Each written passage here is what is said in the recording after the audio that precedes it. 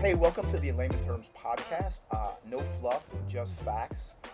And this is a no fluff, just facts guy. This is Flint Anderson, old man energy community, mastermind, business coach, strategist, collections agent.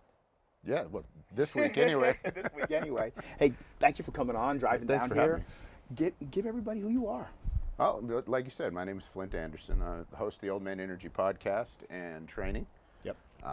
Started out as a handyman, actually, working with my dad, and grew the business from there. Now I do executive level coaching. I do blue collar coaching. If you have a service based business, I can teach you how to scale it. Good services. And I get to work with folks like yourself, folks wanting to do better, and just people wanting to grow in general. So That's a good, as long as they want to grow, you can help. Yeah. It's when they don't. I'm good. No, you're not. I was talking to my wife about that on the way down here. She said, how do you determine who you're going to help and who you're not going to help? And I said, well, I just figure sometimes I'm going to strike out, sometimes I'm going to do well, but usually it's work-based. And then she promptly reminded me that she's a way better judge of character than I am. Is she? She is. She reads people like I've never seen. Like if I go against her better judgment, I usually end up costing myself money. Yeah. That's why I don't do any hiring anymore. I'm like the last person they talk to. It's always the department head's choice. I'm like, okay, you got to live with it, not me, or good to go, because I want them to make all those decisions. I'm trying to, in my business, not be a choke point anywhere. That's a challenge. Oh, it man. It is hard to let go of some of that stuff. I have this mantra, the movie Frozen? Mm-hmm. Let it go. It's like, oh, don't look. But if I'm the choke point, the single point of failure anywhere, we have a problem. And by letting them make decisions, sometimes bad ones, it empowers them. And even when I'm watching it happen, I'm like, ah. But I don't want to jump in. I want them to ask for help when they need it. Because then if I always jump in and fix it, they'll always expect it. That's true. And that's the hard part, isn't it? Like you coach companies, you see that. But I think the hardest part, and I don't disagree with you, but I think the hardest part about that is watching somebody walk off a cliff and then coaching them back up.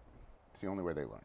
Mm-hmm. We want to step in and stop them, but realistically speaking, there's not many mistakes that are career-ending in those environments. You can let them walk off the cliff, make the mistake, learn from it, and come back up. I practice that philosophy with my children. They need a few scars in life.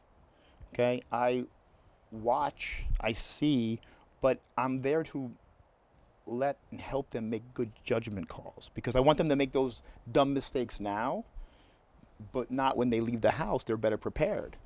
And just like with my team, I don't have to win games anymore. They win it. By next year, I'm not even going to be on the floor anymore, I think. They're that awesome. Good, right? Because we've really focused in on how we hire, how I train and teach. I spend time with them more than before because I was a really bad hire, like boss, I guess, because you show me your resume. I say, you can do all this. You say, yeah. I'm like, all right, go off and do it. What could go wrong? Hello? Because everybody always tells the truth on their resume. I'm an expert in this. Oh, fantastic. Great. I hire you. Oh, God, bad choice. And I was horrible at building structure in my company because I don't need it. I grew up in chaos. I function well in my chaos, and people don't function well there. No. How is that possible? Well, it's difficult to scale chaos. Yeah. That's what I was told, right? Like, I remember I hired this executive assistant, and the first week, she's like crying every day. This is insane. I'm like, but your paperwork says you know how to deal with insane, right? No, she didn't, right? So, but that's why I bring in the company to build my structure. Okay. Like someone like you, I brought in a business coach who's known for that. And this is a question I like to ask people. Where do grapes grow best? On the vine? On a trellis. On a trellis. Okay, because they're on the right structure. So this company comes in, when I say, hey, we're going to add a vertical, they build that trellis out. And then the grapes grow, right? Yeah. And then my team jumps in and they take it from there. I can't do that. I don't know how. It's just not in my blueprint, not in my DNA at all. Gotcha. You know it needs to be done. Yeah. That's what we need to do. Like, this is my favorite analogy for it. I'm going to build you this most amazing swing set. It's going to do all these crazy things. But if I'm the person left to putting the screws on, we're in trouble. we're in a lot. It's going to go bad. That is a common statement around my house and around my company is I can come up with the system and I can tell you what needs to be done, but if I'm responsible for implementing it, it is not going to happen. Yeah, not going to go good. Yeah. And it's like my wife came into the office a few weeks ago, had this honeydew list, and I was like, okay, who's going to do that? And she's like, well, you. Okay, who's going to do this? Right, all this stuff, right? Yeah. I mean, I'm looking at my hourly versus that handyman's hourly. Right, it's not close. And she's like, well, this is what he's going to charge us, so go get some estimates for it. And she did, and one was crazy. She's like, well, I'm going to do it. I said, fantastic, go right ahead and do it. She came downstairs. She's like, that's really hard. I'm like, oh my God, get the handyman in there, get the guy, get the professional. Yeah. And she's like, well, he wants to charge us, I think it was like $800 a labor. My hourly is a little more than that still. Yeah. I'm like, I think I'm winning here because it will take me a weekend for sure, and it will be badly done. You know, the last thing you want to see is me come out with the drill. The sledgehammer I can swing, like I can break anything, but that putting back is a problem. We've learned that. Well, most people can do that. Yeah, I'm great at demo. I remember the first house I bought, I was like, oh, I get to break things? Yeah. Like, yeah, I still have ringing in my ears from the tile floor. What, I got to wear headphones? What? Wait a minute. Now try being a handyman who's scaled to the point where it's no longer profitable to show up and fix it, knowing you can do it correctly, but okay, I really want to give my weekend up when I can just pay one of my guys to come and do it. Because it not only is your time more valuable, but the people that you spend that time with, whether it's work or whether it's personal, that's more valuable than anything. Absolutely. I want to take this away from my grandkids. Don't want to take this away from my kids. Is it worth it? Mm-hmm. Well, but time is our most valuable possession. It's the only thing we have. That's it. And we don't know how much we have. My kids at 7 and 15 understand that. Yeah. You know, and when they both told me that, I'm like, I think I'm done at parenting. I don't think I can teach them anymore because I was in my 40s when I learned that. Because, you know, I did an interview the other day and I asked the candidate in the final, I said, if you only had a year left to live, would you live it differently? He says, oh, absolutely. When are you going to die? He's like, well, I don't know, so why don't you live differently? Right? Seems like a no-brainer when you put it that way. I guess it should, but for me, at 53, it is, because I don't know. Mm-hmm. But I do that test all the time, you know, how many years left, times days. And at one point when I first learned it, it was at like 10,001. Now I'm under 8,000. And I'm like, oh, no, wait a minute now. I told a friend of mine the other day on the phone, I said, you know, you look at the world differently when you've got more years behind you than you do in front of you.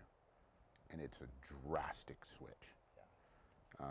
Our granddaughter lives with us. She's 7. All of our children are grown, so a lot of my references are going to be grandchildren's stories. But she lives with us, and she likes to play chess. Awesome. So she'll ask me in the evening, can we have one game of chess beforehand? And I will be dead, exhausted, tired. But it's like, you know, we don't get to pick which memories get filed. Mm-hmm. So she may remember that one time I said no.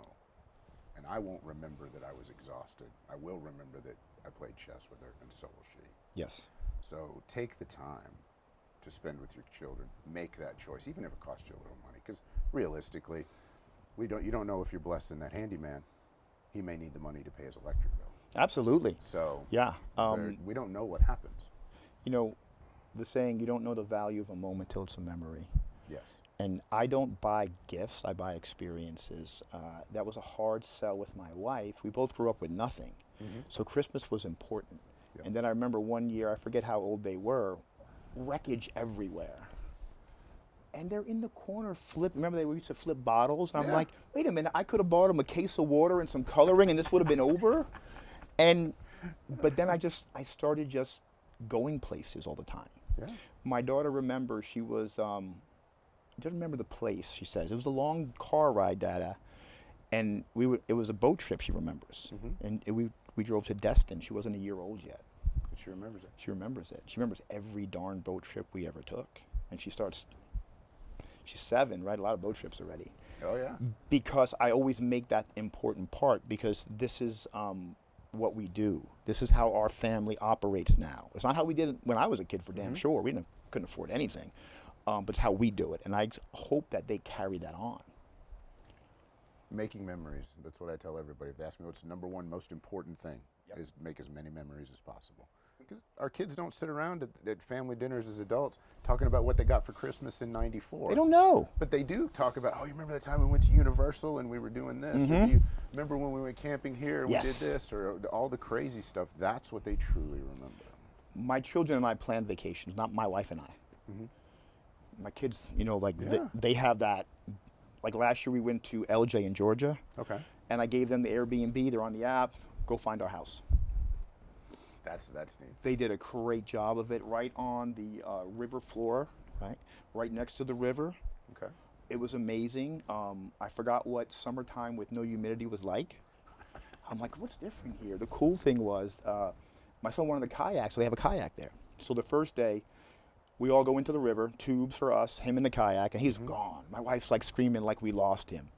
He can't go far. Well, he can, but I said, hey, if you go too far, just get out and find a house. Yeah, And he did, right? My wife's thinking like he's been lost in the woods for 40 years. She's mad at me. She's screaming and yelling. He's gone. I'm like, no, this isn't the ocean. He'll come back.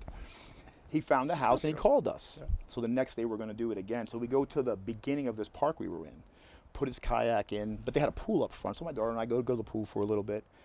30 minutes later, my son comes walking back. No kayak. It sank. He forgot to put the plug back in.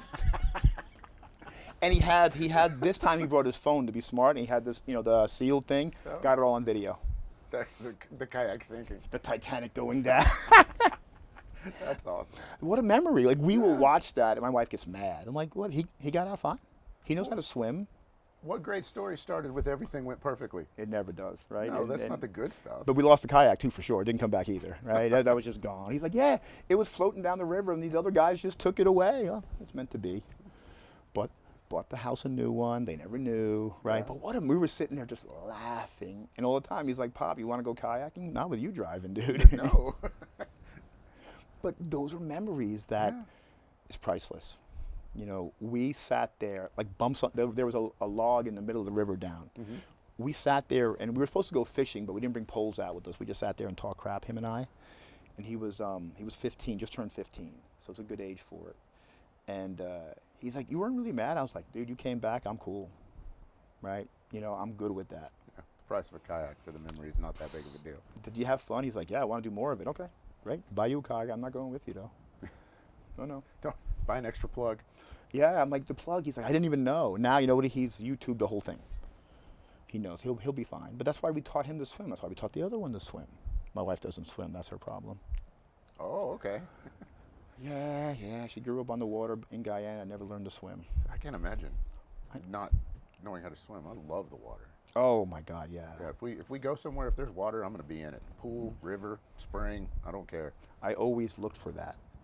Like at the vacation without water, no, it's not happening. I don't care if we went to the mountains in the snowing, I want a hot tub. Yep. It can be outside, right? Yeah. Perfect. But I want a hot tub. I want some water. I want to be in the water. That's what swimmers are different than. We're different people. She grew up in Guyana. My wife lived there till she was like 16. And now we made a deal with her. We're not going to go visit back until she learns to swim. And she would get over on me with that, but not with them.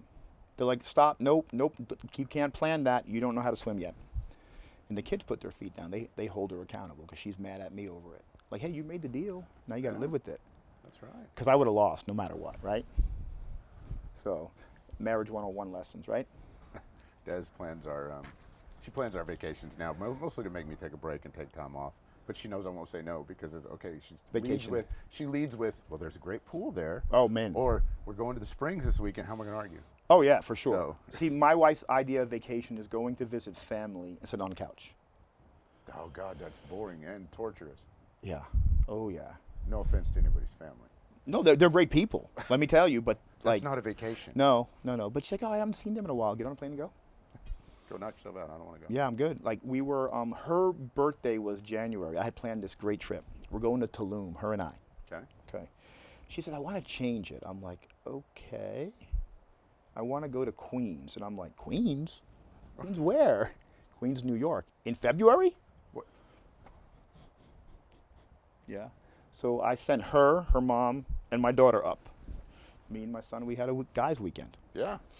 She said, you're not coming? It's cold. She's like, but you grew up in the cold.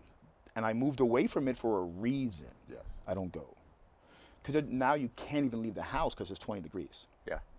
And I'm kind of like, if I have to wear like more clothes than what I'm wearing now, I'm not doing it. Like, I want to be in shorts and a tank top like you, right? And yeah. Yep. That's it. That's my daily uniform. They know I'm going to see clients if I have sleeves on. It's a joke. You know, when I worked in corporate America, they made me wear long sleeves all the time. Yes. Okay, because I have, you know, not as much, but my whole back is done. I have them on the arm, so that was their rules. And he used to FaceTime me To see. Yeah. I dislike corporate America intensely. I walked out because I was going to kill him. Because I don't need to be micromanaged. I performed amazing because it was interesting doing consulting work in different businesses all the time. Because I'm always learning. If I had to work for the same business every day, it would have been different. Yeah. But getting the FaceTime call every time I went was like, why are you doing this still? Yeah. So then finally I just walked out. You're just done. Couldn't, because I wanted to, we're friends, him and I, our wives, I wanted to stay friends. And I figured if I killed him, that might hurt the friendship. Just a little bit. Little bit. Plus other inconveniences. Yeah, they don't like to bond you out for that, I hear. No, it's Crazy. What? long-term consequences. You know, so you've led teams, you've mentored leaders, raised a family, now you have grandchildren in the house. So how has fatherhood made you a better CEO and leader? That is, your kids and your grandkids, they don't give a rip about your business. They don't care about your title. They don't care about your 401k. They don't care how much money you make. They care if you are present, if you spend time with them, and if you're honest with them. Yep. That's it. If you have integrity and if you are the person that your kids believe you are all the time, then you're going to be successful in business or whatever endeavor you put yourself towards. But it starts at home. It starts at that. Being a father taught me so much about, and I didn't even realize it was integrity at the time. It was just, if you say something to your children, or if you spend time with your children and you're not present and you're not there, they know. Yeah. And they get their feelings hurt. If you say something to your children, you're going to do something, you by God better do it because they're going to remember. Oh, yeah. So be that person that your kids think you are. You know, it's funny you say that because when I go into a business partnership, joint venture, whatever, my goal is that if my children see and hear everything that transpires, will they be proud of me? Yeah. And someone said, you can't do business that way. I said, sure I can. Why not? But just different views of the world, okay? Yeah, I can, because I choose who I work with now. Yeah. I only work with people who I align with and I like. Because if you're going into a business partnership, joint venture, or whatever, I don't want it to be like, oh, I got to talk to Flint. I want to be like, cool, Flint's on the phone, great. Yeah, hey. You're right, you know what I mean? Because that matters now. Maybe at 25 it wouldn't have, right? I could have forced things differently, but now, because the time value of it, you know, I want to enjoy my day. Well, this is the perfect example. I was excited to get the call from you to come up here. I was like, yeah, okay, I want to talk to Tom again. That'd be awesome. I've been dying to reconnect with you since then because on your show that day, we just aligned in a lot of different ways. Like that, you know, like, wow, this guy's only right here. We need to do more time together. I agree with that. Yeah. I agree with that. Because I said this to you and other people of our type and group and age. It's that the people at the finish line are who I want to be around. Yeah. Especially, they're not bumping their chest, look how great I am. It's like, yep, I see scars and all that. I know you've been through it like everyone else has. And that matters. I told my son that. I said, you really, you know, it's all worth it when you see who's at the end of it. True. Yeah. You know, when we were younger, we'd keep score based on how much money everybody made, and that was how I want to be friends with them. And I was the worst at this. And Des used to point it out to me all the time. She's like, you turn into a fangirl with all these people you're spending time with. And then as you get older, you realize, okay, wait a minute. One, we're all just alike. Yep. And number two, all of that other stuff in the background doesn't matter at all. It's who do I want to spend my time with? I want to spend time with people that put in the effort, that have integrity, and that just tell the truth. Yeah. Just, that's it. It doesn't matter where they are, what they've done, whatever, because we've all been there. We've all been on top. We've all failed. Yep. We've all just been the grind. So as I've gotten older, I want to spend time with people that it's easy to have a conversation with, and who are going to call me on my BS too. Oh, you know, like I I like to say that I love a good story, just make it believable, and if there's a Martian and spaceship, I want to see it. Yeah. That's it, right? Like, oh, cool, a ship, let's go. But I just feel that as we get older, that whole being real, which is very anti-social media today. Yes. I post my wins and my losses. Look, we sold As a do house. I. We sold a house this week. I lost 20 grand on it, but I sold 6 more houses too, and it won me the Builder of the Year award. So I'm good. It did what it was supposed to do. Yeah. We just held it longer than we had to for other reasons. Okay, great. I'm going to tell everybody I lost 20 grand. When I told people, they were like, "What?" I'm like, "It's not the first time, trust me." But you look at the effects around it of what it did for us. Okay. But you're going to have bad days, bad deals. It happens. Yeah. That's why I heard somebody say your mess is your message. It's not all like, look at all the money I made last week. Come on, dude, seriously? Like I don't like that stuff. Yeah. We're not 20-year-olds trying to impress each other anymore. In a rented car. There it is, right? Yeah, that's what you see a lot of time. You talk about integrity a lot today. What does that mean to you? Integrity is how you act when nobody's watching. Are you the same? Are you consistent? Just got done working on and finalizing one of my podcast episodes because there's a lot of, we were talking about social media, there's a lot of just fake out there. Oh, yeah. It's real easy to present a face that you are this person. And there's very few people, and a lot of people our age do it, but they post their struggles along with their wins. Life's not always sunshine and roses. And how you act when you're down, how you act when and failing's a bad word because failing implies that that's a permanent situation. Yeah. How you act when you're not winning is how you act all the time. So what's the statement? One of the haters accused me of quoting John Wick, but it wasn't from John Wick, but it's how you do anything is how you do everything. So how do you act when you're down? Are you the same person or do you get turned into this horrible, mean thing that just goes out and tries to do whatever to get back on top again? So integrity is just how you conduct yourselves around other people. Being willing to admit it when you're wrong. Well, being married helps that. Oh, absolutely. Okay, being married to the right woman helps that. Yes. Your wife sounds a lot like mine because mine is my best coach and advocate, but she's also harder on me than anybody else. I'm the only person she's hard on, my wife. Like Really? everybody else skates with her except me. Like, but she's like, so? Really? Okay. It's funny you said how you do one thing is how you should do everything. And I preach that, and that's why last year, I think it was in June, my fitness, I was like 228, 229, and I'm like, I wasn't happy. But I was like slacking over that. I knew I could do better, so I hired an executive fitness coach. I paid somebody, ready, $10,000 to tell me to do better every week. But then they taught me the different nutrition tricks today than 30 years ago. Yeah. They held me accountable, photos and get on a scale twice a week with them. The first coach didn't work with me because he was too young. I'm not going to listen to him so well, especially when he misses meetings. Right? Oh yeah, that's not good. That's not good. But then they had a guy who's 55, amazing shape, great Christian. I aligned with him. I'll take it from him. Now he has his own coaching business. We kind of traded some,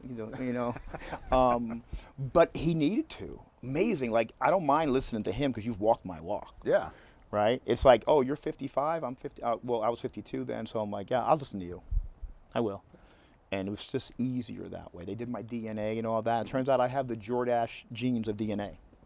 Right? What does that mean? That means I have good genes. Oh, okay. Yeah, I have Jordache, right? And I just don't methylate vitamins, so I have to get this special box. Gotcha. But other than that, it's like the same stuff I knew 30 years ago, basically. Eat better. Stay away from the Oreos. I love Oreos, man. Oh, no. Doesn't everybody love Oreos? And you're not supposed to eat the whole rack, though. Well, I don't like following other people's advice if I don't know they're qualified to give it. So. My daughter, how can I say no? She's like, Dad, let's have milk and cookies. Yeah. Let's eat the box. I've learned to be able to just one or two now. We're never going to say no. The only thing I stopped with him on was I'm not going to do a show. I'm not going to do photo shoots. That's not what I want. But I will lift heavy. He's like, lift heavy? I'm like, okay. I got you. But I'm going to eat some Oreos, man. Yeah. Like, I don't want to be a bodybuilder again. I don't want to be like, because when my kids say, let's have pizza, I want to be like, okay. Yeah, and make those memories. Yeah. Well, I'm not a food person Yeah. at this point. I just need to eat food. So I don't, like, I can eat the same thing all day, every day without a problem. My wife, like, thinks that's crazy. Des thinks that's nuts too. I could eat the exact same meals 3 times a day and never worry about it. But I don't, that may go back to decisions.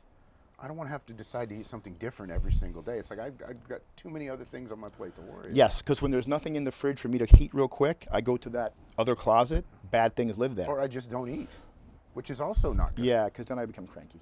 Yeah. I was talking, one of my sons he's built very much like you, lean muscle.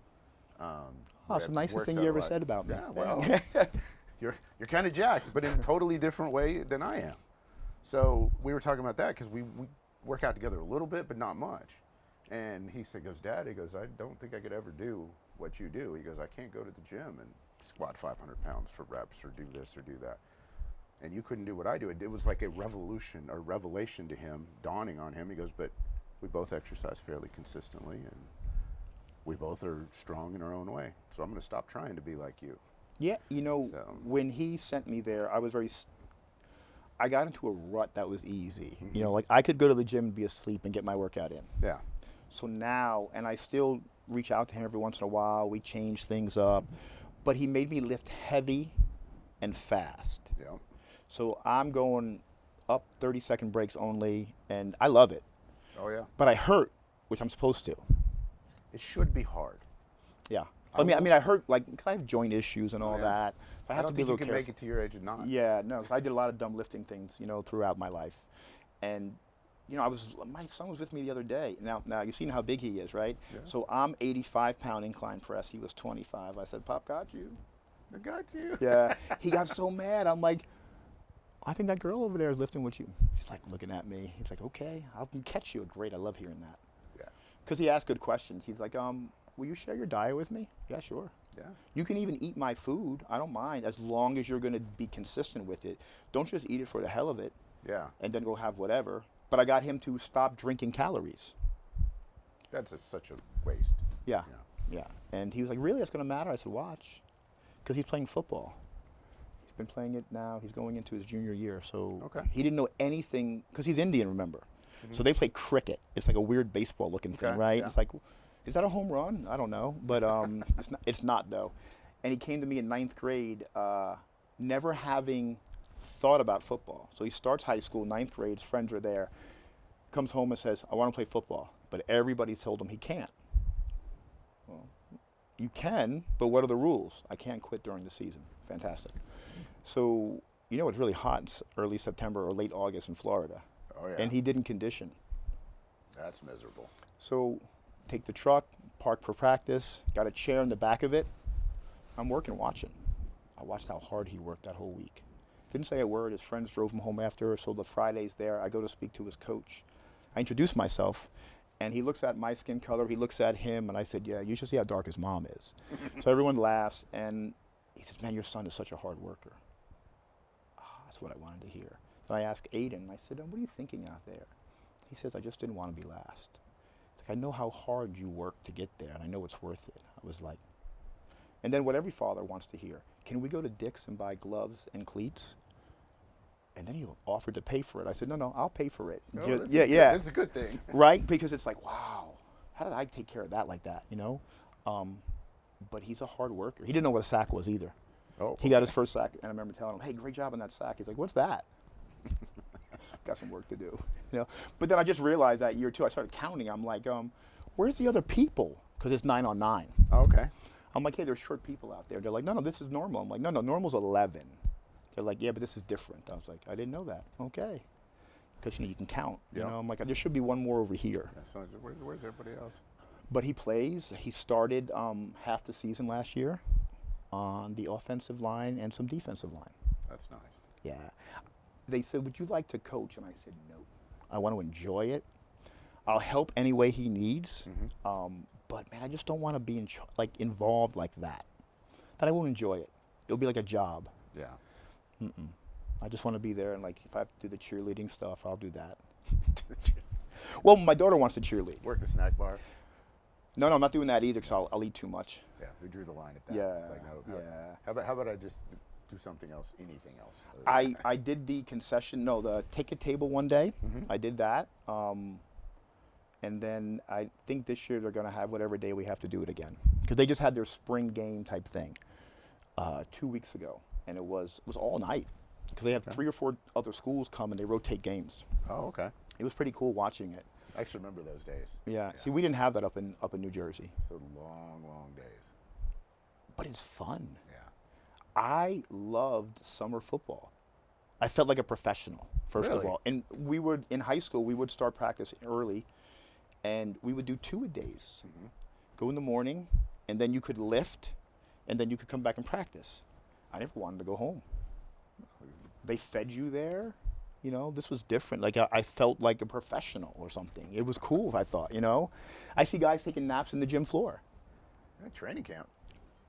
I mean, this was fun to us. I mean, I think that's lost today with children. I don't think it's lost today with adults, too. Yeah. When did struggle start being something bad? And we used to enjoy it.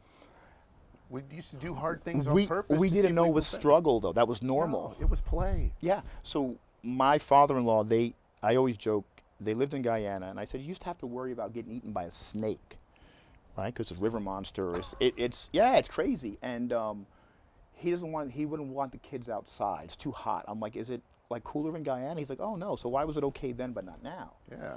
But it's like we have to teach them this is good. You know, my daughter has all these friends now in the neighborhood, and she's never home. Always. I mean, we know where they are, right? Because we got cameras everywhere in our neighborhood. We're tracking them as they go to the neighbor's house, right? Because that's unfortunately the world we live in, right? These days. But that's what it should be. It should not be the way it is mostly today, where everything is online and the kids are just on their phones and video games all day. We've become addicted to comfort. Yes. And it's created unusual situations. There's no sacrifice anymore. I was approached by a friend of mine, real estate broker, investor, and he asked me at an event the other day, he said, how do you get the spark back? He said, I built my business, but I don't feel the same as I used to. And he likes to struggle. He does things hard on purpose. And As I we think should. we forget to redefine our goals as we get older. Yes. It's like our situations change. We fought so hard to build our businesses that once we get there, we kind of look around and go, and I deal with this in the people that I coach all the time, because I coach executives helping them transition out of their business. But they don't know how to set new goals because they had that one goal for so long. They think they're burned out, and the truth is they're just bored. Yeah. Or they're stuck. They don't know how to transition out and enjoy this life they built for themselves. So they built themselves a really high-paying job. You built yourself a cage. Yeah. And that's what we were talking about this before, where every seat on the chart has a check. Yeah. So the owners forget that when you transition out, the only way you can is if you know you can pay people to do your job. And if you've put enough systems in place that do your job or that allow people to do your vision for your business. See, I have mentored young men at risk, and I enjoy it. You know, I grew up with a bad father, and we're going to transition more in that over the next 5 years. But real estate is my way over there because, hey, look at what I've done. You can be successful even if you were a jerk like me. It's simple. And, you know, I enjoy that because I didn't have that person to talk to me, guide me. I didn't. I was growing up in the 70s and early 80s in Manhattan in some really crummy times. And wow, when I look back and I see all the friends who are dead, in jail, on drugs, whatever it is, gone, it's very few people made it out because it was that time. You know, we would cut school, get on an elevated train, go to see Yankee games. And half the teachers were in the stands too, drinking. They would buy us beer. Okay? And we wonder why the whole neighborhood is gone. Yeah. You know, because I was a latchkey kid in second grade. That's not good. No. No. I learned way too much too young. I was watching my sisters, both little, at 8, 9 years old. Mom worked nights.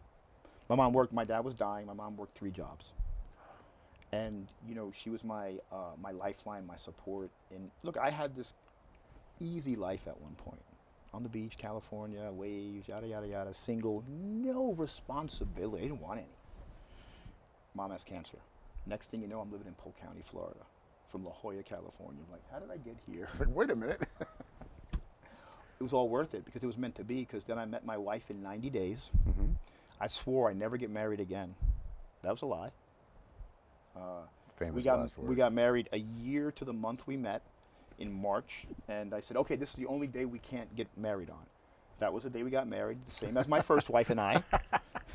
So my wife is like, you'll do better this time. I said it was like a do-over, you know. She's like, well, you can't forget the date. I said, I did the first time, trust me. I haven't lost the anniversary battle once yet. I always get it in ahead of her, and my daughter's the judge, so she's like, Dad, that wins, you know. It's just. You said she's a daddy's girl anyway, so you got a slight edge there. I do. I'm the fun parent. She'll tell you that. Yeah. Yeah. Des was always the no mom. No, I'm the no part. Like, she calls me Dad, I say no. Because I don't let her win at anything. She has to earn it. Yeah. Everybody lets her win. She's like, Dad, you never let me win. Why should I? No. Yeah. Don't steal their struggle. Everybody does. Oh, Don't just let her win. Let them struggle. Was it Jordan Peterson says, let children do dangerous things safely. Mm-hmm. Let them fail. Failure's not a bad thing. Mm-mm. It's quitting that's the bad thing. The problem is school punishes that. And as Yeah. a result, business punishes that. Because that's all we know. But that's why we have to embrace this struggle with them and show them. And, you know, my son has saw me in the beginning. You know, he knows that the first year in business I made 4,000 total. Ouch. Right? And no one knew how bad it was. But I said, if I'm going to fail, I'm going to fail on my own. Yeah. And I'd be up at 2 o'clock in the morning, go to bed at 11, get up at 2, because I had to learn. I didn't know anything. Yeah. I knew how to call a realtor to buy a home. Now, I've sold 200 homes on my own without being a realtor. I think I learned a little. That's how I learned. I did it. Yeah. Right? You learn by doing. That's the problem. People are afraid to do that. I'm just afraid not to take the chance these days. Well, you can't think yourself to success. Mm. There has to be some action implemented at some point. Get Yeah. out there and screw some stuff up. Figure it out. I was on one of my accountability calls with somebody this morning, and they're doing what I do wrong. And I told them that. I said, so you're doing all your deals that you're starting at the same time in different counties, and you're in the same phase on each one of them. So that means any landmine that blows up one will blow up the other ones because you're doing them all the same way. If you stagger them, and then you can fix things. Yeah. Nope, we're going to do it this way. And then they're also breaking another rule, keep it simple. So I said, I hire a permit company up until now. Now we brought it in-house. But after all these years, you're going to handle permits yourself. People don't realize just how much that one piece is a pain in the ass. It's like, Sorry. you know, it is. But It's terrible. yeah, it's like, wait a minute. You are, say you're baking a cake. Do you start with this 10-layer wedding monstrosity or a little sponge cake? Yeah. Like, I'm really good at sponge cakes now, so now we're going to upgrade some, okay? But we're just going to hire somebody, bring them in-house. Because I looked at what I'm paying the permit company versus what I could pay an in-house person. Yeah. And now I'm like, oh, I can have a lot more stuff done too. So, but that makes sense. I wouldn't do it myself. No, you're still not doing it yourself. You're just bringing it in-house. An expert, someone who you can hold accountable and fire, Yeah. right? But people don't see that. Like, oh, we're going to do it all. Well, and again, they're afraid to make mistakes. But they're going to make the biggest one because you can't fix the other two now because No. whatever happens to them all. Well, that's it. Taleb talks about that in Anti-Fragile, if you've ever read that. Oh, yeah. He talks about that. Small mistakes don't impact the whole system as much as one that compounds over huge, huge volume. And so people get afraid to do it so that when they do finally make a mistake, it's just ridiculous how impactful it is in either a negative or a positive way. 'Cause But that's why if you're learning, and it's great to learn while you're doing. I did, but we staggered everything. Okay, we made mistakes in cheaper counties on purpose in the beginning, just to learn. just to learn. Yeah. People had told me, "Wait till you get your license." Excuse me. No, I'm going to learn, and then who knows how long. So what am I going to stop for 6 to 8 months? Yeah. We never lost on no deal. I think one day we only made $1,000, but I learned. Kept doing it, learning it. So by the time I got my license, I already had like 20 some odd units done. Maybe I know a little now, Just a little bit. just a little bit, right? I learned what not to do in a lot of places too. But that's important. People are afraid to do that. And then that's true in every area of life. They're Yes. afraid to make mistakes unless they're forced to. That's one unique thing about parenthood, is once you get your kid, you have your kid. Doesn't matter whether you want to do it or not, you're going to learn. Yeah. They will teach you because you don't have a choice at that point. Whereas you can avoid it in most other situations. Life, like business, your hands are at 10 and 2, but just don't touch the wheel. If they need help, you grab. Yeah. I look over things. When I have to say, if this employee is doing something and I see it, I don't tell them. I tell somebody else to tell them. Because coming from me is like different. What do you mean?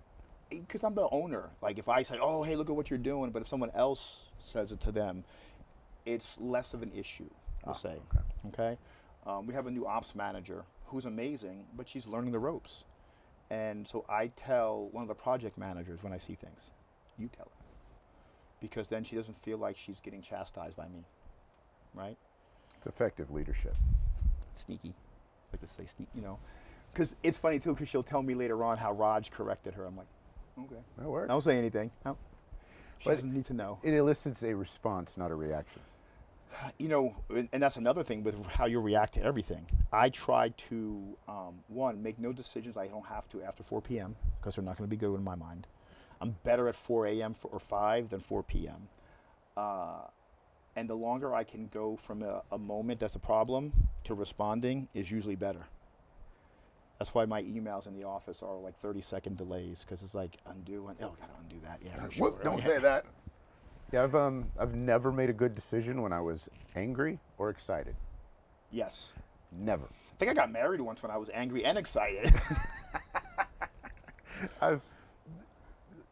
So many problems can be solved usually just by sleeping on them. And that not to put things off, but if there's a decision that can wait, Yes. then sleep on it. Let your subconscious chew on it a little bit. Oh, yeah. And a lot of times I'll wake up in the morning, and if it hasn't resolved itself by then, I already know the answer. Yes. And it's not usually the one that I thought it was the night before. Last year we had 3 hurricanes. We had all these issues going on. I lost a quarter of sales and still made my number barely, right? 2 p.m. on New Year's Eve. And I found that me not doing anything resolved 50% of the problems. They resolved on their own in a better way than I would have pushed. They don't require your reaction. And I've tried to carry that over into more things because the old me wants to jump in and fix immediately. It's not a good idea. Well, it's also not scalable. Right. And it's not duplicatable. Nope. Because you can't hire somebody to jump in and fix stuff the way you would. They never will. They're not going to jump in anyway. So they're not going to do it. So how are you going to teach that system so you can eventually have a business that you work on instead of in? I had some wrong people in place. We fired everybody because I gave them my baby in a system. They didn't follow it. They were faking the numbers. So then when I looked into the raw, I'm like, this is all wrong. Yeah. So we fired everybody. Rightfully so. And we started again. And then I sat in the seat, but I looked at all the issues that happened. And before I went to hire, I created I brought in the people to teach me and show me, this is what I can't let happen again. So we had to control more and more of the data. Okay, that's easy. Once we did that, like controlling, say, realtors' phone numbers and emails and the traffic and figuring it all out, okay, now there's no way to lie about it, okay? And once we were able to do that and put in better people, it hums along. Are there issues? Absolutely. Whack-a-mole every day, right? Something's going to pop up. And we just have a meeting over it. I think we have a meeting next week for something. It's like, oh, there was this big issue. I knew exactly what happened. Somebody was talking not in the normal area of communication. And then somebody called me and said, hey, this person said this and you're okay with that. Absolutely not. Now, I know the person who guards that really closely because it's important to them, and they weren't really nice about being lied to because they were. And then it was, oh, but that was a miscommunication. No, it wasn't. If you were speaking correctly in written form, in email or text where everybody's on it, this doesn't happen. Yeah. And so, there were some hurt feelings. Not mine. I was like, nope, I don't know about it. How do you remove yourself emotionally from the business? I know how I do it, but I'm curious how you do it. It's one thing that seems to be a challenge across the board. Remove myself emotionally. I never thought about that. You know, I have to make decisions on people all the time, whether they stay or go, and they're hard. Like I let somebody go once, and I cried over it because he was a friend, but he was just failing for me so much, and he wouldn't change. But you have to make a decision. Like sometimes you have to cut off a finger to save the arm, and that was one of them. So one, we would never let it get to that point again. We're really clear on expectations and paperwork now. I never was before, but I couldn't answer how I would stay out of it emotionally because it's my business, it's my baby, and I care for everybody who works with me, but I really care about who we serve as a business. It's a challenge across the board for people in your position, in my position, that we feel responsible for the people that work for us, sometimes to a fault, because while we're taking care of our business, we realize this is how these people feed their families too.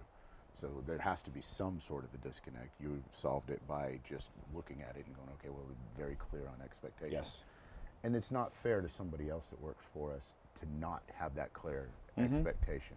And I was terrible about that too. I would hire people and just think, okay, well, they'll be just like me. They can do whatever. They wouldn't be looking for a job. They'll throw it out there. They'll be fine. They'll be happy to work here. Yeah. We're going to have a great time. And then they'd show up to work and not know what the heck to do. Yes. It's like, okay, well, I think he wants me to do this, or I think he wants me to do that. And then I'd end up being who I am and dump 12 different tasks on him. Yes. Okay, which one's the most important? If you don't define it, none of them get done. Time budget. But that's expectation. So what we set, we like to use the term, how does done look? If I tell you to, Jeannie, contact Flint, see if he'll come on the podcast, and da-da-da-da-da. So done is when you talk to Flint, and either he says, tell Tom to go to hell, or yes, I'll show up. That's what done looks like. Yeah. That's setting clear expectations. I never did that before. Yeah. I've gone into business with people and said, what could go wrong? Everything. Assume it will go wrong. And so now we have what we call the pull the pin letter. This is how things go, right? In case things blow up, here it is, right? And that will save friendships. Yes. Okay? Because at the end, there's clear guidelines and we knew what we were both signing up for. And I think people forget that. Because in the end, like, let's say you and I were going to buy a mobile home park or whatever. The goal is to buy the mobile home park, make money, and exit profitably. But you got to have a piece of paper because I want to exit profitably as a friend still. Yes. And everything is listed there, right? And it's important, and I think we fail so often because, one, people are afraid to have those conversations. Well, they're difficult to have because normally when you have those conversations, emotions are already heightened. In our world, we call it rules of engagement. Yes. You have to define your rules of engagement in your marriage, in your business partnerships, and in every contract. Decide how you're going to argue, decide how you're going to disagree, and decide when resolved is resolved. You call it decide what's done looks like. Yeah. But it's the same thing. If you do that, hopefully you never have to look at that piece of paper again. But if you do, here's how we're going to solve this. And I think by having the piece of paper up front, it says what you're doing and what I'm doing. So we know our roles now. Yeah. You know, I was at this, I got invited to join a mastermind, and I did, and it was amazing to me that these guys who are general partners on a $50 million multifamily were arguing who's going to send the Amazon gift cards. And I'm like, hold on. Why the blank are you guys doing that? What a waste of time. Yeah. Not only the argument, but just the actual task. And it was amazing to me that people at that amount, they don't have a pull the pin letter. They don't have assistance in place. I was like, man, like, no. Like, I send gifts to people on Amazon all the time, right? I don't do it anymore. Someone else has access to my account. Yeah. Only thing I'm not allowed to use is my points. Don't touch my points. Yeah, those are. My wife would kill you, but you know. It's hard. Some people find it hard to let go of those admin tasks because they're easy to do. You get a good feeling of accomplishment, no matter what level. If you got 10 things on your to-do list, 8 of them could be outsourced, but they're easy to check off. Man, look at the work I got done today. But how much did you actually produce yeah. today? So I'm big on time and energy audits, right? And now my assistants have assistants. Because once I was able to get them to offload, I offloaded more. Of course. Right? And so if you give everything that dollar mark, 1 to 4, I only work on $4 marks. That's it. I shouldn't be touching anything else. Jeannie will yell at me. Like we're in a meeting, and I forget what it was. We were getting ready for one of the investor meetups at a project. I'm like, yeah, I'll do that. She's like, no, that's not $1,000 an hour. I'm like, yeah, you're right, good, off. Good point. Because it was so easy for me to say, because I want to just say, yeah, don't worry about it. Because for me, it's simple, but I should be doing other things. Because we're at the investor meetup. My job is to make sure I talk with everybody there. Yeah. Yeah, I shouldn't be worried about anything else. And that's a lot of work. But people don't have to understand your work as long as you understand. Yes. You don't have to justify that unless you're giving it away. And, we give away a lot of work now because they've become so much more valuable once they were able to offload and teach them that. And they didn't want to in the beginning. They said, I can never do that. Yeah, you ever notice how often never is used and how it's always wrong? Mm-hmm. And, I look at and I watch my team just do this and be so successful with it. And I laugh because they all said I can never do that. But I said the same thing. I can't do this. Sure I can. And they've been really well at that. And I think the value for people, they need to understand that you hire right people, it costs money. But if you're, as a CEO, your one job is drive revenue. That's it. That's it. Like I hear people all the time say, oh, I have all these admin tasks. No, you're hiding from something else. Yeah, you're not wanting to do the work. Yeah, because your job is to drive revenue. And if you don't have any revenue, you shouldn't have any admin task either. Yes, then you're just playing at business. You're pretending to play Monopoly. And one of my students, I told her that very nicely because she's used to be a cop and still carries a gun. She probably wanted to shoot me. But she sent me a really nice thank you card over that because you're hiding from what your job is. Yeah. Go and do your work because no one can do your work. Well, there's another piece to that too that I think it's important that people often overlook is they'll offload their tasks and then not know what to do because they've spent so much time buried in admin tasks. Oh. They're having trouble redefining their role especially for entrepreneurs that grew the business themselves because they're used to wearing every hat. Yeah. Well, once somebody else is wearing all those hats, well, what do I do now? Well, guess what? It's your job to go out there and do the big deals, bring the big revenue in to get those strategic partnerships. They have no idea how to do that. Our job is to talk to people. That's pretty much what it is. Yeah, and like my wife's like, you talk too much. I said, it's my job, right? That's what I'm supposed to do. Yeah. And we have worked really hard to get to this point. And I was just with my coach last week, just shooting the crap with him, and he's like, man, I got something for you when you're ready for the next level. I'm like, oh, cool, what's that? I figured it was something else. He's like, no, it's nothing you're working on. But I trust him enough to know that's in my best interest, and I can't wait to see what he has. Yeah. He's not my coach. Now I'm curious what he's got. Yeah, but he aligns with what we do. He's that kind of guy. He's a value person. And, he wrote this book. You've heard of EOS. He has Rise. Mm-hmm. He used to work for EOS years and years ago. Okay. He implemented it 400 times, more than Gino Wickman. Oh, my God. And there's two components that are missing, right? Mm-hmm. Systems and finance. So then he built a system that has it. Great, you can have EOS and run really good meetings. What about the rest of it? Yeah, where's the missing piece? Well, when I went to his office the first day and I showed him my books and he's like, oh, that's a false prophet. And I'm like, dude, I'm not no Utah Mormon, right? And he laughed, he got it. But he showed me exactly what he's like, yeah, that made a profit, but where's your business expenses? I was like, oh, those. Yeah, we don't want to talk about that. And that's when he told me, this was November of 23. No, December, just turned December. It was really freaking cold in Indiana in December, by the way. And he said, you need to get this done so you can be bankable. And I did. We did a forensic audit we did a 3-year forensic audit. It cost me $10,000 to be told I was off by $3,000. To a CPA, that's a lot. I thought that was great. Yeah. I'm like, dude, you guys cost me more than $3,000. I win. But I get it, and that's why we use them now. Right? Because I pay $3,000 a month to do my books. That saves me 8 hours a week. Look at the math, right? Yeah. Yeah. I'm like, money well spent. As long as you're using that 8 hours. Of course there are some people that offload their tasks and then they realize they goof off and wonder why their business is struggling. And I've seen that. I can't believe I've seen that at the executive level as much as I have. They don't use their time as effectively as they should. They go through the motions, but they don't actually do the work. I am really good. I have ADD like a lot of executives, and so I shut everything off. I turn off emails, I turn it all off, and I work. We have focus time. Mm-hmm. I can sit in my office now in a chair and read a book during the day, a little bit. because I believe in reading every day. Reading, Audible, something. And it's hard to go back and forth to where that chime on the email or your phone, like during the day, my phone is always on focus. If you're not scheduled in my calendar, I'm probably not picking up the call. But I had to train myself for that because we're so, I think, raised to answer. Oh, someone's calling, I should Mini answer. dopamine hit. Yeah. Oh, Yeah. somebody wants to talk to me. This must be important. Exactly. I must be important. You know what? It's and when they leave a message, I laugh. I'm like, people leave voicemails today, really? My voicemails are transcribed and emailed. But I to send my them over to assistant. somebody. Yeah, yeah.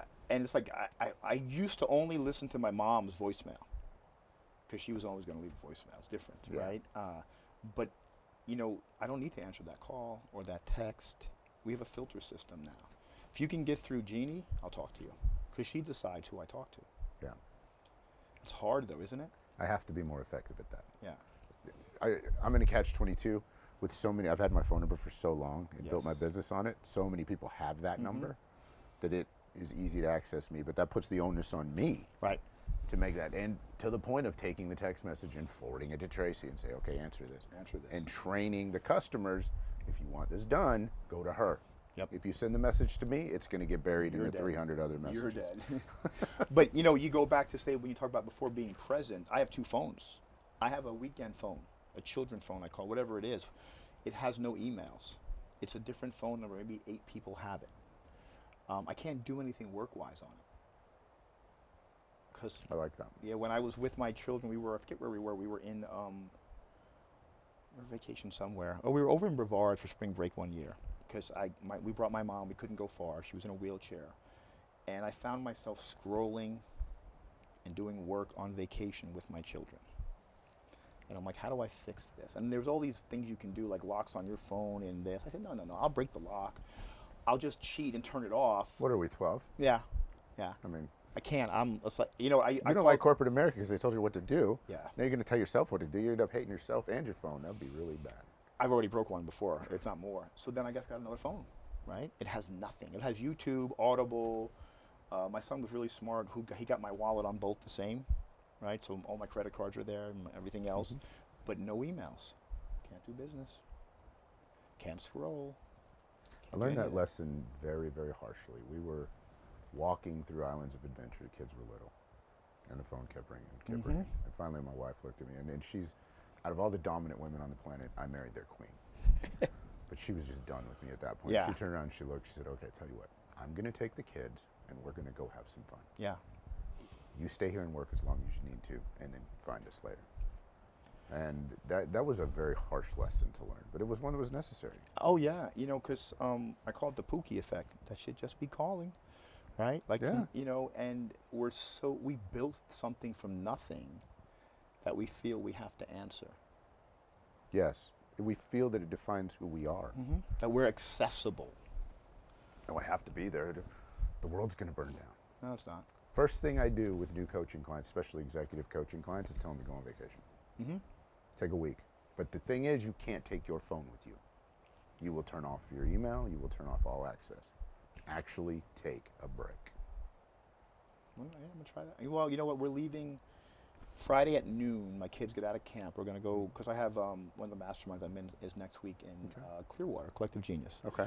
So we're going over for the whole week. And we're going to be there Friday through Thursday. Collective is Monday and Tuesday. So those other days are vacation days.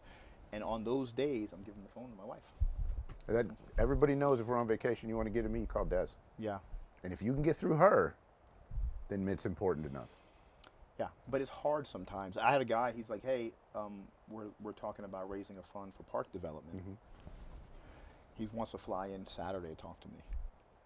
I said, I'm going to be in Clearwater. He's like, my plane, his plane, can go over there. Can't do it, man. Sorry, man. He's going to fly in Friday, a week from this week in Orlando instead. Good. You know? Because we have to schedule our family and our breaks the same as if they're executive level meetings. They're just as important, if not more important. Absolutely. Because what's the point of building all this if we can't enjoy our life? Exactly. If you just have a job, you could have a job and not care and still make money. Yeah. And then when you go home, you leave your job at work. You know, and you don't worry about it. right. we have that same right as the owners. We went to this event last week and created a rule out of it because the hotel we were staying at for the event didn't have a gym or a pool. Never going to happen again. Oh, Nice hotel. that's terrible. No, it's not. No, but yeah, you're right. And so when my wife travels with me, so now Jeannie knows, there has to be a sitting room I can turn lights on because we're different time people. Oh yeah, Right? I'm going to get up and work a little I bit. was working in the bathroom, really nice bathrooms like this size. But guess what? That's why I had to work in the mornings. Because you didn't want to wake her I up. didn't want to wake her up. I want to stay married. So, but no pool, no gym. That's never going to happen again. No. And so That's we had tough. to get something signed because there was some paperwork that was wrong, and we needed a notary. So it was like day one of the event, and I'm like, okay, I got it covered, relax. So my wife had a meeting and got done at 2. I leave the event, I go to her room, our room, and I say, come on, let's go. She's like, why are you putting shorts on? I said, don't worry about it. Didn't change. So we were in St. Pete, so we went for lunch to this really nice hotel in Clearwater on the beach that has a notary right there. Mm-hmm. And they sent the one document we needed. She's like, but why did we come over here? Why didn't we just drive? Shh. Had lunch. Like we weren't going back to the event. Okay, because it's her and I sitting on this beautiful aquamarine water. Mm-hmm. We saw a manatee right there. Guy was bringing drinks for her and me, little ones because we don't drink a lot, but we don't need a lot. Little. Little ones. Well, I mean, it was nice, size, but little alcohol. Saw a manatee, fish, and she's like, "Oh, it's too bad that we don't have a bathing suit." I have my backpack. My bathing suit's in the bag. I'm good. But she wasn't. But there was a store across the street. I knew. Took her over there. We got towels, a beach bag, and we spent the afternoon just sitting right there on the beach. Just hanging out. It's like, we can't do this. Sure, we can. Why? But why didn't we drive the truck? It's $50 to park or $40 for an Uber. Yeah. And I don't have to fight to park the big old truck. Mm-hmm. But she still can't get that idea that the exchange is more than fair for us to do that. We held hands in the car. We talked. Somebody else was responsible Driving. for the stress. She's like, we're talking shit, whatever we're doing, because I'm a jerk, right? She's like, oh, he's listening. So what? So what? We're not saying anything like, whatever, right? But she can't get that exchange, because we weren't raised that way. Mm-hmm. But now I understand the value of when I don't drive myself anymore.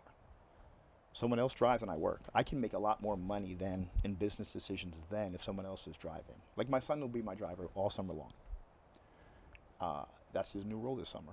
He's going to get paid when he does it the right way. His first week he didn't get paid because he wasn't prepared. But now he has a contract for me to sign. I love it. I know, me too. It was a bad contract. Rules of engagement. Yeah, because it's important. Like the time, I believe that if I can focus while driving, I'm going to run the business more effective. Because I'm still going to drive and work, but it's like this, right? Oh, God. That's so dangerous, and I do it all the time. That's why I have reading glasses and other glasses. So now I've been really good at text to talk because I can't do it with my driving glasses. You'll get some crazy texts from me from time to time because I won't proofread it. I'll just tell it what to send. Well, you can ask now, hey, Siri, what does it say? Make Yeah. sure. It's like, oh, man, I can't hear this. But, when you learn the value of the time and using it correctly. Get that. Could you try again? See? Right, you heard it. And it's weird. I reset my phone recently. It used to be an Indian woman because my wife is Indian. She's like, why do you have the Indian woman on your phone? And this was the worst response. I'll listen to this one, I said. You really are. You like to poke the bear. I do. It keeps it interesting. I want to see how fast I still am, right? Well, it's fun that you guys spend that much time together, though, because it's important. It's important that when your kids are grown and your business is built, you still got to be in love with your wife. Yeah. We fight. I lose. I don't care. I'm good at losing now. But it's not relationship ending. No. And when I was younger, it would have been because it all was because none of them were really good relationships. So did you have a solid baseline that doesn't get impacted by just petty arguments and things like that? I'm good at losing. Even when I win, I lose. But in the end, she gave me the ability to go and do all this, right? I said, ready for this? I'm so much more capable than what I was doing. As she holds our newborn, year-old, we take care of my mom and her parents financially. And she says, ready? Go do what makes you happy. So if this was years earlier, who knows what happens? I'm gone and probably never come back because that's what it was. Mm-hmm. I retired her in 2 years, right? And I love the fact that when she retired, she got to do what she never could before, be a stay-at-home mom. Yeah. Now then she ruined it by wanting to come to work. I mean, it just like, oh. She might have got bored. She did. She said, the kids don't need me anymore. And I was like, and you want to come to work where? She's like, well, with you. I was like, why? No. And it's been struggles because she is one of those people whose first word is, I can't. What do you mean you can't? Of course you can. I'm not asking you to fly. It's like, you're late to the party. We trained this out of the team 6 years ago. I said, you see how, but that's her culture has that instilled in her. I can't. I can't. See, I wouldn't. It's nice that you can give that credit where it's due. I wouldn't be where I am today without Des. Oh. Not in a million years. Yeah. And she told me when we were early in our relationship, she goes, "You're going to be somebody one day." I'm like, "I'm a .com executive. I already am somebody. What are you talking about?" I was really impressed with myself in my 20s. My wife wouldn't have married the person I was. I was a So, joke. Oh, yeah, I was a joke. I can't believe she married me. When I was that young, I'm looking back on, man, I was an idiot. Yo. I was a punk kid. But just pushing, constantly believing and pushing and loving. She came home from work in 2004, and except for when I got sick, she had to work for a year because I couldn't. She hasn't had to work since. Yeah. And helps and supports and just, people don't understand the power that a good woman can give to us guys, even those of us guys that got big egos. But that's the strength of a relationship. Yes. Is more powerful than any type of business coach you can ever get, in my opinion. But this was my first, I would say, authentic relationship probably, because it was when I lived in Miami, they weren't relationships at all, and I was married. I still had relationships. That's not good, right?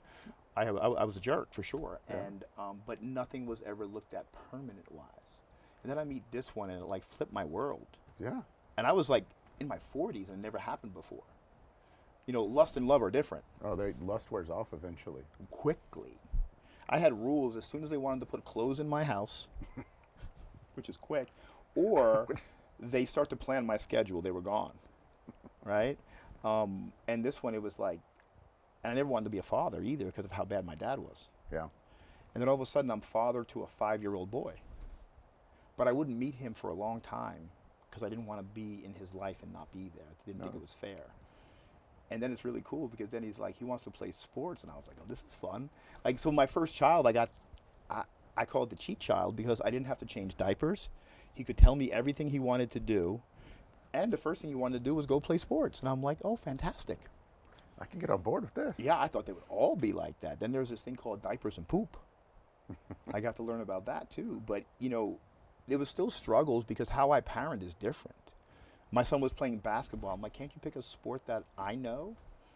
He didn't, never, until football. And so he did a travel basketball league at like 7. Oh my God. That's And we're driving an hour, and then it turns out if the rest of the moms don't bring the kids, we don't play. Yeah. So I thought I did the right thing. I went out and bought a van to pick everybody up. So I come home with this really nice silver Nissan NV 3500. My wife's like, what the heck is that? Oh, it's a basketball van. She's like, wait a minute, you bought a van for basketball? I'm like, yeah. That way I can pick up the kids and we have a team to play with now. That's not how things work. I said, oh, it is in my mind. And then I got a coach to come in and help him because when my friends, he was a coach. Both his sons played AAU and in Europe. Okay. And they're like, dude, your kid's team sucks. But we're going to teach them defense. They won't lose so bad.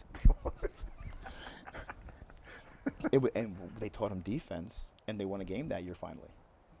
And then I took him out of a league that gave trophies to everybody. Oh God. Yeah, and he cried at first when they didn't get a trophy. I'm like, did you earn it? He's like, well, no, that's why you're here. And now he knows he has to earn it. What is it? We keep finding new and inventive ways to celebrate mediocrity. Ooh, man, you should make a shirt. I'm buying. I am buying, right? You know? It's like, that's it's true. Mm-hmm. There's so many graduation from kindergarten, graduation from second grade, and people show up with flowers and chocolate. I did. It's such a waste of time, and it sets this false expectation for our children that they don't have to actually work for things. Mm-hmm. I get very emotional about that because No, I mean, but it's the bubble wrap society. They need to, don't steal their struggle. They need to work. Mm-hmm. They need to fail. They need to lose. They need to know what it feels like.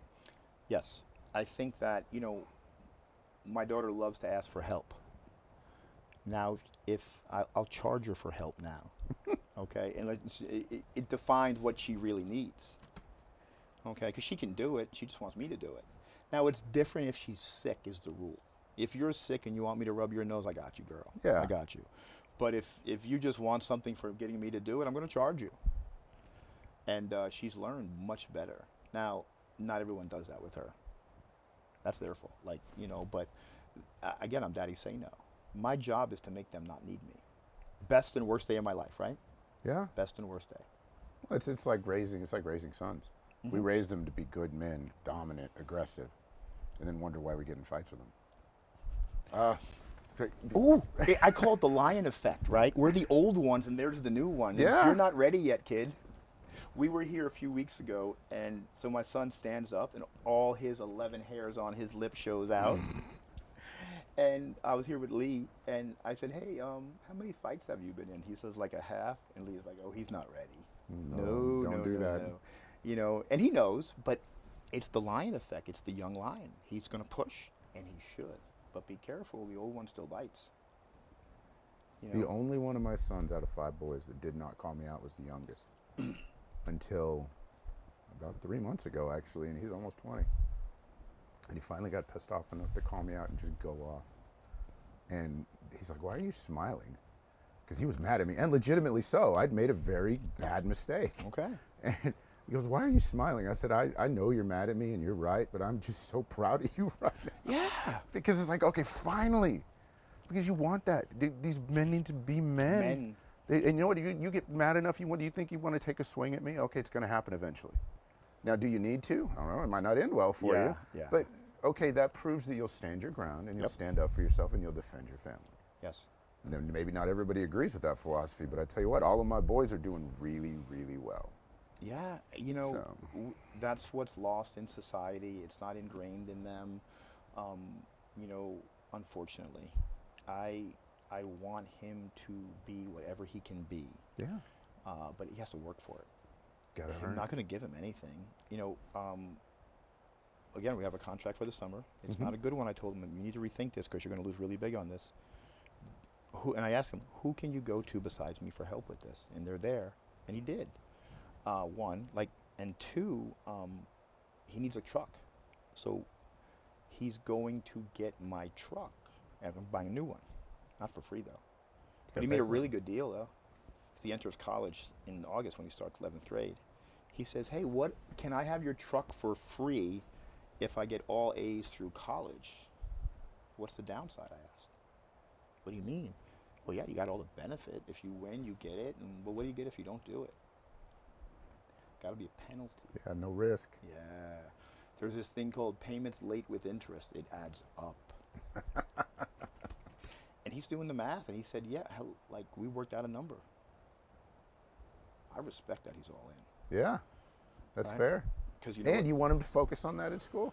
I- You want him to focus on the work to learn. Yes, and he's one of those kids who don't need to study in high school. I was that way as well. He's way smarter than me, book smart. I got my ass killed in college.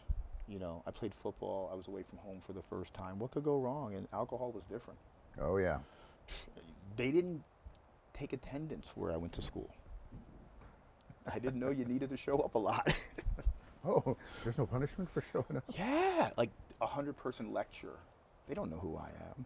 But then one day you have to take a test. What the hell's this, right? Yeah. It was really bad. They were like, hey, you know you can't stay here if you have this kind. Your GPA should not start with the point. It's not a batting average. So we had to learn hard and fast. I hope he doesn't realize that. But I'm there to help, too. I told him that. You got to learn to study. It's going to be a problem. Because remember, you're going to have this interest payment hitting you over the head. But he took the chance and made the risk. But here's the thing. I don't have to pay for college. We've set the money for it. He's free. Like, while he's in his first 2 years, it's free. Yeah. I was like, oh, but your kid, well, he won't even have to pay for his other college. I'm like, girl, we're buying a Ferrari? Yes, this is nice. He's like, what are you going to do with that money of mine? I was like, yours. What? That's what I said, yours. You didn't earn Did it. you put that in the account? He's like, well, you put it in for me. I'm like, okay. And if you don't use it, Mom and Dad will say thank you. He's like, well, we're going to talk about that one We day. will be intensely proud of you. But he wants to talk about it.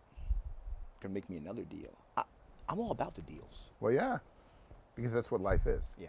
He's going to Yeah, kids are supposed to learn while they have a safety net. Mm-hmm. Because, I want them to make the bad decisions now and learn from them. Yeah. With me being able to help. I'm going to leave you with a good question that I've asked him. I said, hey, I think it's Aiden, you're going to F up in life. What are you going to do when that happens? He's like, man, I'm going to call you. That was like the best thing I heard. Yeah. It doesn't mean I'm going to let it go. Even if he's wrong, I'm going to help him, but I'm still going to hold him accountable to it. He knows that. But he knows I'm going to be there. I didn't have that. Did you as a child? No. Yeah. No. I had no one to call.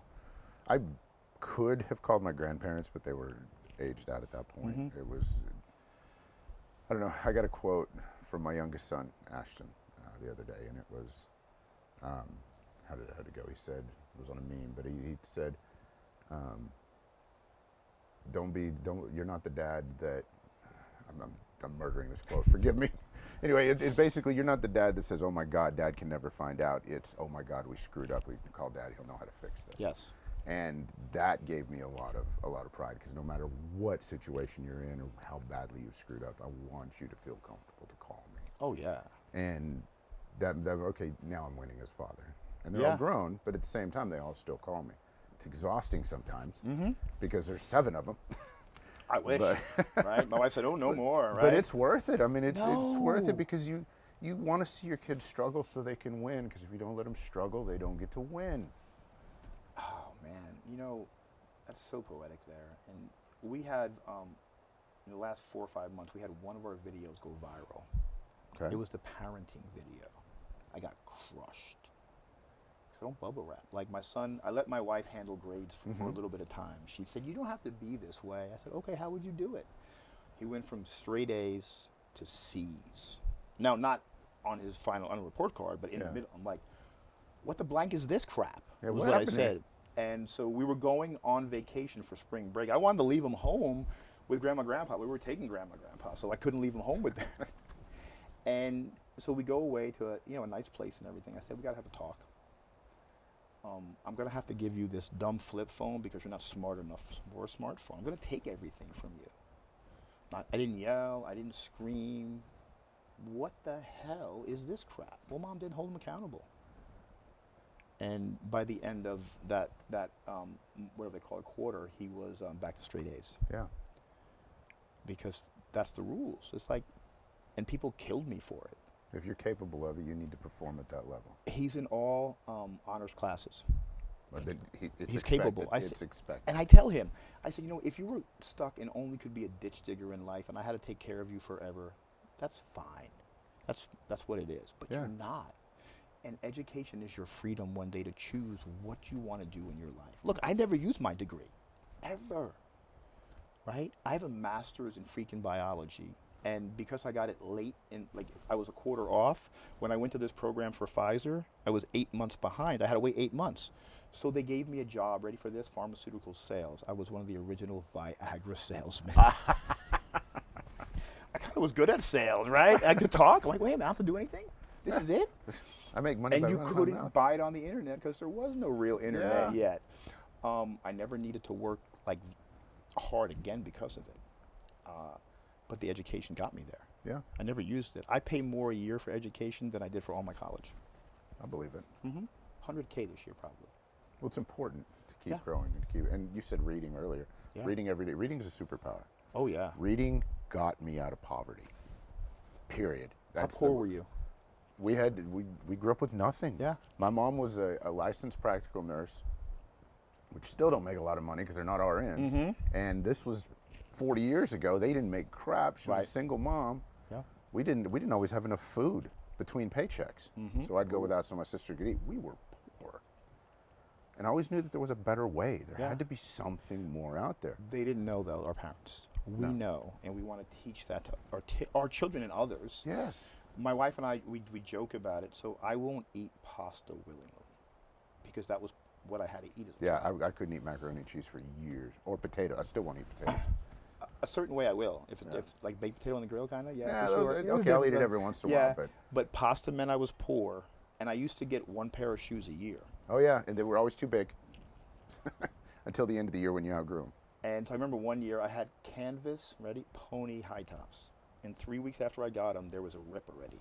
Oh. It was, we stapled them, we hot glued them. They were Frankenstein. So I actually own more shoes than my wife, and I do not eat pasta. Yeah. That's the rule. I'm like, no, I can't eat that. Like, I feel like it's just, because it's like traumatic. Hey, I agree. I Yeah. mean, there's certain things, it's just, we have those responses to having grown up poor. It's like, oh, no, I'm not doing that again. Yeah, so my shoe closet's better than hers. She laughs at that. But she's the frugal one. She is. My wife she's not frugal when it comes to shoes. She loves shoes. Yeah, I love shoes more than she does, right? So I'm fortunate because mine cost less probably. So downsizing is very painful for her, and we're just going through slowly as far as. Well, I don't, in our closet, in the master, I've never put one article, it was never mine. Yeah. It was hers. We have a house with a double master because my mom, we took care of her. We gave her Okay. one and us one. She's like, but you're not putting anything in there. I was like, it's really big. She's like, not for you. Not for you. So then it was in my daughter's closet. That was the next biggest. And then she grew and said, get your stuff out of here. So then my mom had passed away. And I'm like, oh, I have a new office. It is the biggest closet in the house with the best bathroom. She came in there one day and she's like, when the heck did these shower heads came in? I'm like, when you weren't here? Yeah, Because I had contracting teams, right? They just showed up. It has all my daughter loves it because she can turn them all on and have a party. Yeah, that's awesome. You know, but I don't let her use it too often. She uses my old bathroom upstairs with my wife. My son has his, but they have to clean it too. They have to keep it orderly. Yeah. You know, because we only had one bathroom growing up. I didn't have my own till I had my own place. So That was, yes, I agree. Yeah. That's the same. yeah. And we shared bedrooms a lot, me and my sister. We had bunk beds. Oh, yeah. And my brother was older than me. He tortured me. I think that's a rite of passage, though, isn't it? My son. I was the oldest, so I can say that. Oh, I was the youngest, so I got killed. I know how to fight good because of it, Yeah. right? And I've watched my son take care of my daughter. Like, they will fight like cats and dogs, but when it comes to taking care of each other, they do it. Yeah. You know, Well, it's like I can pick on her, but she's my sister. Yeah, You're going to oh. pick on her, you're fighting me, too. he was in, I think, 7th or 8th grade, and she was in whatever it was, young. She was in pre-K. No, she was in kindergarten. And she was getting bullied. You know, whatever. And my son says, Pop, I'm going to take care of it. I said, come on in the office. Tell me what you're going to do. He's like, oh, I'm going to kick the girl's brother down the stairs. I love the idea. So I'm like, how old is he? 2nd grade. You can't do that. But I just love the protectiveness. While I agree with the intent. I did. Our youngest daughter turned into a snot because of her brothers, her giant brothers. Oh, yeah. Because she would just mouth off and nobody would touch her because these 6-foot hulking dudes would Which just isn't show good up. because, you know, one day they're not going to be there. Yeah, well, luckily she's a predator too. She's mean as her mother. So No. I don't worry about her. Out of all of them, I don't worry about her. She's pretty mean. But yeah, she would abuse that in school. Oh, well, you must not know who my brothers are. Yeah, oh yeah, I can imagine that. Well, we're putting, made a deal, like I was going to go back into, she does gymnastics, but back to jujitsu. Mm-hmm. She needs that. I need to know that she can take care of herself, right? When I had her in there before, I used to have to bribe her to like do the actual work because she didn't want to hurt her. Like she felt if she was doing it, she was hurting somebody. But if I say, if you do the chokehold right, you will get ice cream after this. Oh, they were perfect. Like, no, you got to let them breathe now, right? You know, the ice cream carries weight. I got a story about that. Kyle, one of my sons, was world champion Taekwondo. Nice. And that was our travel ball. Bought the van for Taekwondo. I could repeat your story, just insert Taekwondo. Told him he was in competition for number 3 or number 2 in the world at the time. We flew to Philadelphia, and I said, okay, you win this round, I'll buy you a bike. He goes out there, 3 seconds, looks up at me in the rail and goes, walks off. It's like the Karate Kid. They get the mean was guy, right, so, sitting there. I was like, oh, you arrogant little. Whatever. I got you. He was that good. He would drag the tournament, the competitions out sometimes just to have fun messing around with it. I'm like, you're in competition for worlds, dude. Don't do that anymore. Because you could slip. Yeah, if you slip, you're only 1 or 2 points off from number 1. Don't do that. Yeah. Finish it. But yeah, he was. 3 seconds. Bam, bam, bam. Don't. Okay, I'm done. I get the bike. Was it like a motorbike or a bike? Just a bicycle. Okay. He was 12. Oh, okay. So it was he wanted a specific BMX bike. Oh. And that was it. I'm all for it. I was like, it's going to take a couple tournaments at least for him to get it. No. One. But money well spent.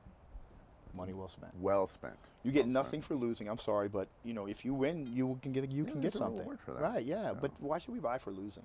And he finished number 3 in the world that year. Nice. So I was very proud of him. Number 1 in weapons, but number 3 in the world overall. So Hey, that's why we raise men. yes, Not sheep. no. No. I want a little growling over there. I want you to look at me mad sometimes. I want you to be. I'm not here to be your friend. I'm here to be your dad. My son said to me once, he said, "Pop, you're my best friend." I said, "Not yet. Oh yeah. Not yet. One day, for sure, I can imagine us sitting down, having a beer, whatever it is. Yeah. I've had them already. I don't care. You're with me. It's fine. But we're not friends yet. We can't be, No. because there still has to be some rough patches between us. I have to hold you to what you are capable. Now that's the cool part about all the kids being adults. Yeah. You're gonna be friends with them. Dude, I'm so psyched for Oh, that. dude, it is so much fun. I'll tell you what, it's awesome. Now, sometimes when they want to come back and move back in, they need to be on their own. Then you got to decide if you're enabling them or if you're really helping them. So Well, that's a little weird. yeah. But no, you get to be friends with them. Like my youngest son, Ashton, he and I are best buds. We're pals, and I love it. Yeah. It's so much fun. I'm friends with all my boys. Don't get me wrong, but he and I are close every day. Talking. Now that he's older, I will spend my time with him rather than friend. I know what I'm getting over here. Mm-hmm. Like, oh, this one's going to try to find the third or fourth wife. He's going to get drunk and puke. He's going to be... I know these stories. We're writing this one, and I Yeah. need to be there. Like I want to experience it again. when he says, "Can we go to the gym?" And I said, "Well, yeah, we're going to do wheels today." He's like, "What's that?" I said, "You'll find out." He's like, I can't walk. I like, that's the idea. Because it's like you're showed the old man energy, right? That's Yeah. me, right? And he's learned that. He's like, "Man, do you ever stop?" No. That's right. That's right where it's from. So my most viral video ever was about beating, or rather not beating, my dad at arm wrestling. Because I wanted to beat him so bad. And my dad was a carpenter back when they used hammers. Yeah. He looked like Popeye. And I would arm wrestle and couldn't beat him until one day I realized I could. And I still didn't. Because I wasn't going to take his power. I just wanted to know that I could. And I'm pretty sure he knew I could too.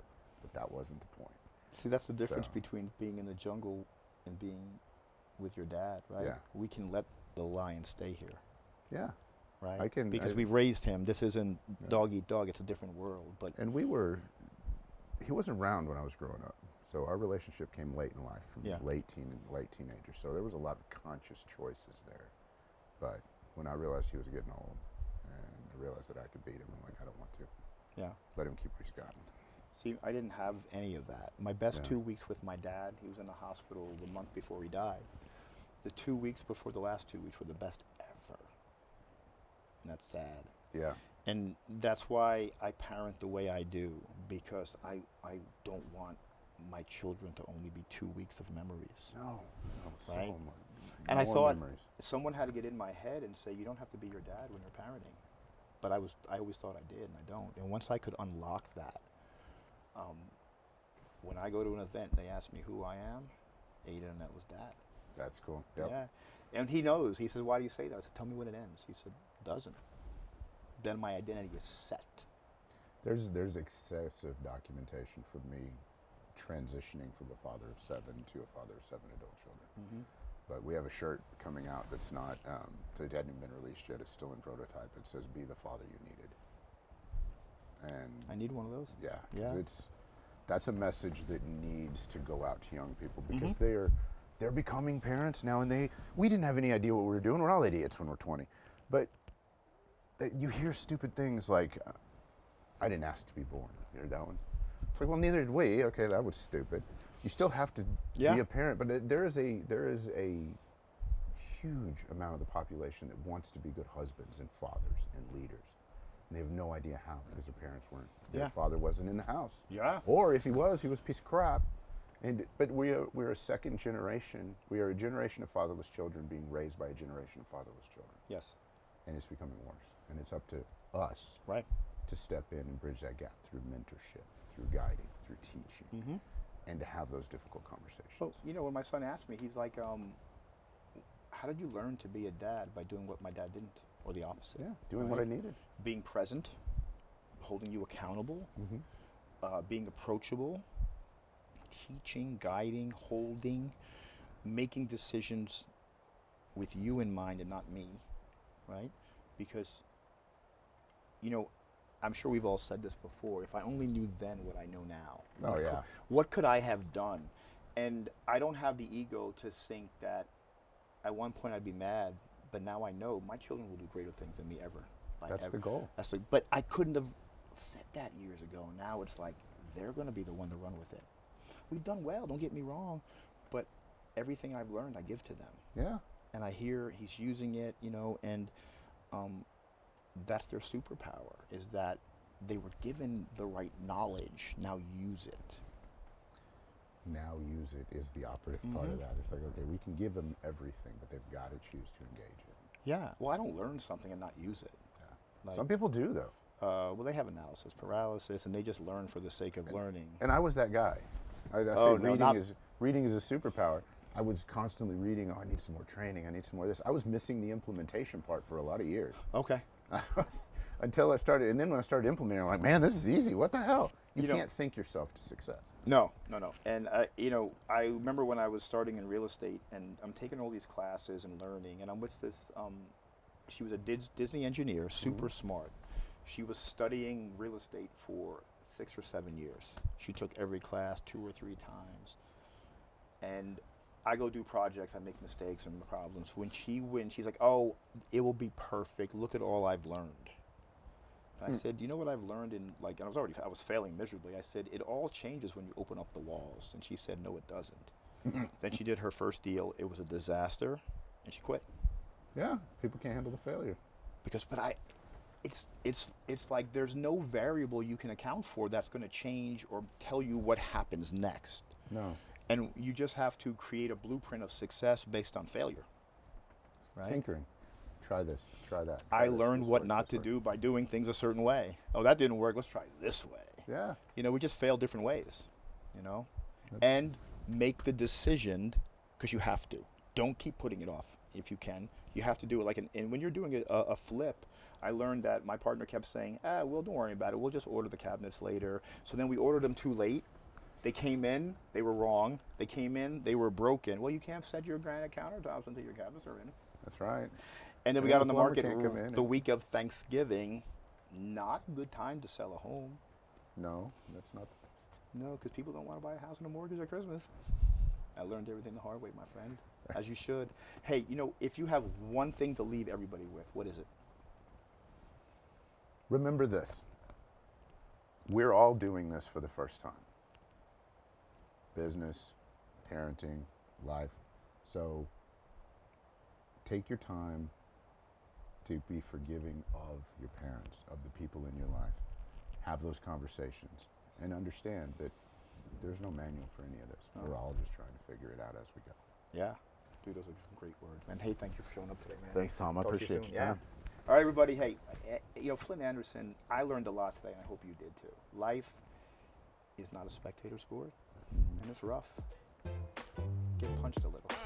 Take care, everybody. Thanks.